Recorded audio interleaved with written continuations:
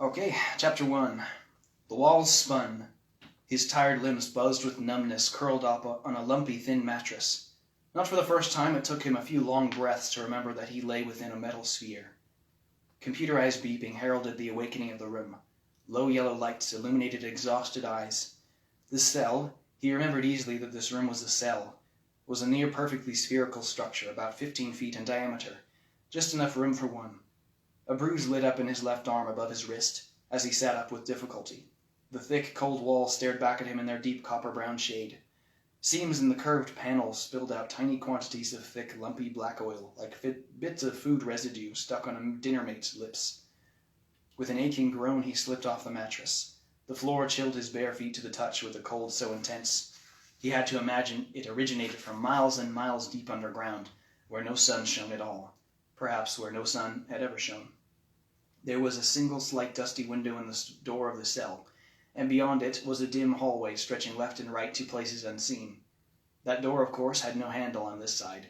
Near where a handle might have been was a slot shut as tightly as anything. In just a few minutes, he expected, a guard would pass by to slip breakfast through that slot. He felt the urge to urinate and turned to the one other door in the room, a shorter door beyond which opened to the most compact toilet room that had probably ever been constructed by mankind.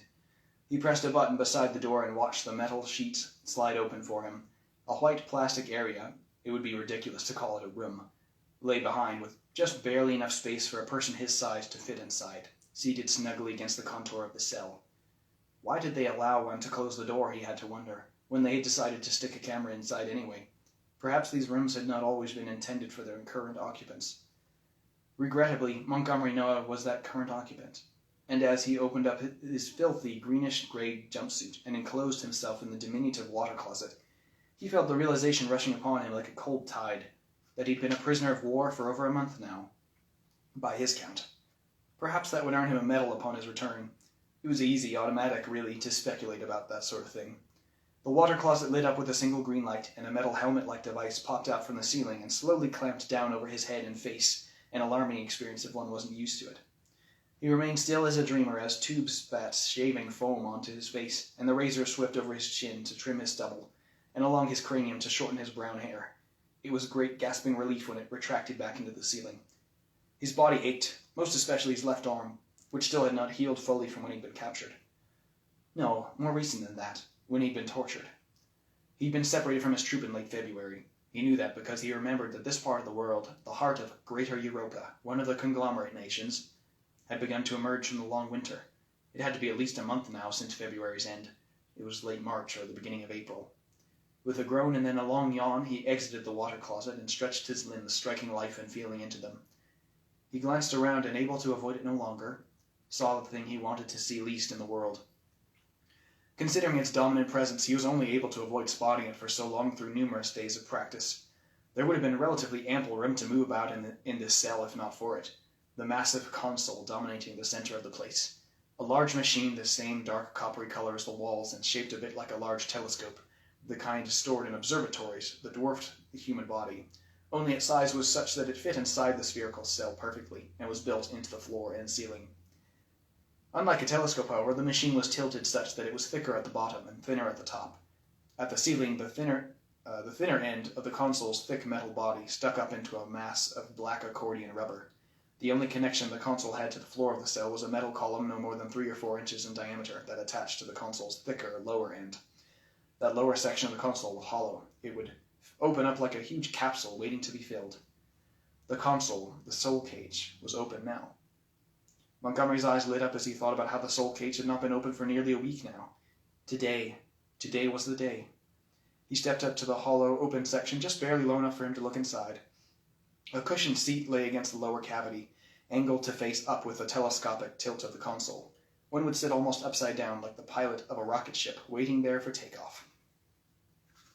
He wasn't sure he was ready yet to go to where the Soulcage would take him. "G09, came a voice from outside. It echoed in the small space, and Montgomery jumped and turned to the door. A frowning face was there in the window. The piercing brown eyes bore a look of disease when viewed through the dark yellowish tint of the glass. The guard opened up the slot in the door, and through it he pushed a yellowish-white block like butter, except that it clanged relatively hard against the metal as it landed. Another block, clear like ice, followed it. He spoke again. "You're back in the Soulcage today, then," he said, his accent a thick one. Montgomery thought it once would have been called British. He didn't remember this guard. They switched every week or so. Montgomery stepped forward and stooped down by the door to pick up the 2 blocks. He quickly bit into them. The buttery-looking one didn't taste like butter at all, but instead was a soft and chewable substance like frozen dairy that had the dull taste of moist bread and the aftertaste of canned vegetables. These and other printed foods like them were the only things prisoners ate here. He'd grown familiar with these substances as a soldier, so he'd long overcome his dislike for the stuff. The thought of real food was a distant dream. He took a bite of the ice-looking block. This one chewed like gelatin and had no taste at all to it. Gelatinized mineral water, another soldier's and prisoner's favorite. "Your second chat starts today, Westy, and tomorrow, and every day after. Best not be squandering it. Be ready to enter in 5 minutes." The guard left without waiting for a response from Montgomery. He assumed the guard was off to tend to other prisoners, although Montgomery had never seen another. He'd been in this place, the cell with its soul cage, ever since he'd been taken from his troop. The men in charge had tested him immediately upon his capture and discovered he was proficient. That was a rare thing to find someone who was able to use soul cages. Montgomery hadn't expected them to ever discover it about him. He'd almost forgotten about it himself when he joined the military. He didn't like using them. But whether he liked it or not, in about 4 minutes he would. The last bite to the food block slithered down his throat as he loitered beside the soul cage console. He would wait for the intercom command to climb in. It sometimes gave him terrible cramps to remain inside for very long, so he was in no rush to enter. Familiar day-to-day dread touched him. What would it be today? He hadn't used the soul cage for something close to a week now. He thought he was done with them. He'd wanted more than anything to be done with them, in spite of unspeakable torture and debilitating starvation that they had imposed upon him as punishment for refusal. He'd had no intention to continue with it. He had been tortured to the point of delirium, to the point of death, but he still would not have relented. Never. Until things changed. Early yesterday he had relented at last, said he didn't want to be hurt anymore, begged for mercy. Why he'd said those things he didn't know, but thankfully, saying it, promising to comply, had saved him from the pain almost immediately. Being tortured was the only time he had been out of the cell. There were putrid memories. Recollections of waking up strapped to a table in a room with low bluish lights, staring at a man with goggles and a plastic face mask. The man had stuck him with needles and chemicals, fastened sharp things to his flesh, turned the table vertical so the blood flowed into Montgomery's head, made him use another soul cage, all sorts of awful things that made his skin crawl and stomach turn. His heart thudded just at the thought of it, as the lingering smell of the sustenance blocks faded to the standard haze of metal-encased air. And yet those torture memories also seemed distant now in a strange way. Today was a new beginning, for better or worse. He heard the distinct clank of the intercom turning on, and a loud voice echoed even more than the exterior guards had before, making his eardrums ache. It announced, "Prisoners in Block G, enter your soul cage console at once. Block G, enter your soul cage consoles without delay." Montgomery took a deep, deep breath, and then lashed his hands onto the console, on bars meant to aid in climbing up and into the thing. He set his feet in the floor of the cockpit-like area, and then laid himself back on the seat with a careful, heavy sigh.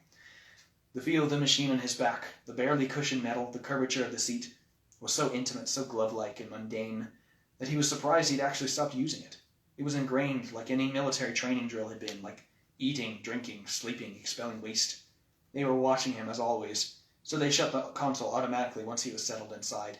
The tubular metal door of the length of the console extended forward, stretching a shadow down across his chest and to his chin, finally enclosing him in the soul cage. The walls whirred and whined as the door sealed tightly, leaving him in complete darkness. The smell of oil and electric heat barraged his senses. He shut his eyes. What would it be today?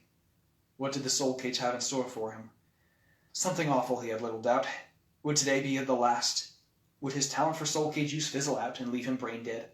Unusable by his captors, fit only to be cast into the darkest prisons to rot and starve. He should be so lucky. Mercy had forsaken him, and he could only suppose that no one was coming to save him. Another noise started up, as intimately familiar to him as any other, a low rumbling accompanied by a reverberating squeal like a faint ringing in his ears. His body began to tremble, his heart raced, his bodily systems pulsed, and he almost thought he'd vomit. He gasped, and then felt a mental sensation as if he were imploding, retreating deep, deep into his center. It was agony never ending, until the soul cage seemed to contract, and after one other empty moment, it took his mind away. Squeak. That sound came from Montgomery's limbs. They were metal. For a long moment he sat up, staring at the dull gloss on his arms in shock, failing to comprehend what he was seeing. The arms were different dimensions than the ones he remembered having, longer as well as thicker in places. His steel fingers were thin, almost spindly, his arms artificially hinged to form mechanical hands and wrists and elbows. Quicker than he anticipated, the calming thought came to him that, like the Soulcage, he had been in this sort of metal body before. Yes, many times before. He was simply in shock at being soul-caged again after a short period away. "Up, up," shouted a voice. Montgomery stood up, finding the action remarkably easy, as if he had the body of a triathlete. He marveled at the twisting of his steel knee joints as he stood on oiled legs, with a strange hinge to his robotic torso, free from the spatial structural limitations of bones and organs and ligaments. He could not breathe and had no physical need to do so. He turned to the man who had spoken, a tall, muscular soldier in full combat gear. His face was forested with dark, thick hair, and a scar severed the bridge of his nose. A machine gun was strapped to his back, and he wore dark dust on the unbearded parts of his face. All around Montgomery were other robots with the exact same features as himself. 20 or 30 of them gradually stood up from seated positions on the muddy ground. Like him, they stood about 6.5 feet tall, metal skeletal structures bristling with fearsome power, hardy steel plates guarding their broad torsos. Some of them looked more weathered than others. One was completely covered from head to toe in tiny bullet-sized dents. Machine guns were attached to their backs, ready to be deployed and fired. They were a colossally terrifying force standing all together. Their faces were thin, noseless and lipless as skulls. A thin line stretching all around the circumference of their heads functioned as their eyes. His sight was extended, he realized with amazement. He literally had a 360-degree view of his surroundings. His mind could scarcely comprehend it. "You're Squadron 9, said the man, the only human around. He did not lower his voice for fear of not being heard over the sound of gunfire or falling bombs. The sound was slightly scratchy, faintly digitized, as if coming out of a radio speaker. Montgomery realized that was merely how this body received sound through its robotic ears. The man went on, "Assume code 15 and follow me in formation 8. His loud tone carried the tired casualness of a command given hundreds of times. "Squadron 9, code 15, formation 8. In the bizarre and inexplicable way of the Soulcage, Montgomery understood almost immediately what those phrases meant by virtue of his being soul-caged in this artificial body preloaded with coded information. He was soul-caged as a battle robot somewhere in the Africa district of Greater Europa, trying to retake District City number 48 from the Slav Asians. They had been at it for a fortnight now, and the battle still seemed as fierce as it ever was.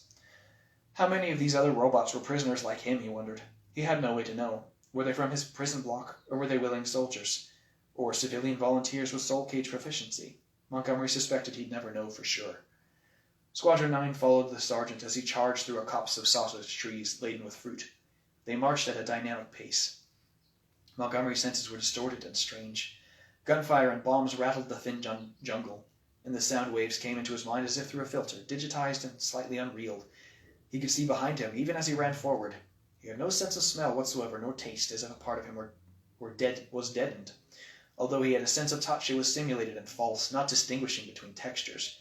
The touch of a passing tree covered with yellowish-green moss felt the same as the machine gun as he, prompted by mental command, pulled it off his back and held it forward in two steel arms. Nothing felt real, and yet he knew it was all too real. The grainy sounds of battle reached closer and closer as they marched to a village just ahead. Straw huts and a few wooden structures were broken or in flames. Memories of a few dozen previous soul-cage battles surged through Montgomery. He'd been in plenty of other real battles before he'd been caught and imprisoned, even fought against and beside some of these sorts of battle robots before. But this, being a robot himself, was always worse. It was worse for any soul-cage user, because the sergeants knew they could do anything with you. You weren't human. Your pain was meaningless and temporary. Your injuries could be easily repaired, your body replaced with another. You were the definition of expendable. Not for the first time the thought crossed Montgomery to aim his gun at the sergeant and blast him to bits. But the foolishness of the idea pervaded him, well taught. He assumed this squadron was composed wholly of soul-cage users, previously briefed on the consequences of disobeying orders, considering how the sergeant hadn't bothered to say anything on the subject. If you tried to shoot at friendlies or cause any harm to them whatsoever, your body would be shut down, and your mind ejected from the soul-cage immediately, by military operatives monitoring each robot's camera feed. The high-tech machine gun was automatically prevented from shooting bullets if it was aimed at anyone it shouldn't have been. Once they ejected you from the soul-cage, you'd be back in the cell where you were still trapped. Your captors would be notified of your crimes and promptly punish you. Disobeying orders or trying to flee would also result in being shut down and ejected from the soul-cage. It was futile to try and do this as a way of frustrating their military efforts, as there was always another Soulcager they could send into the abandoned robot body. They had more than enough, some willing, some not. Meanwhile, you went back to your body in your cell to become subject to torture and starvation until you complied with their demands.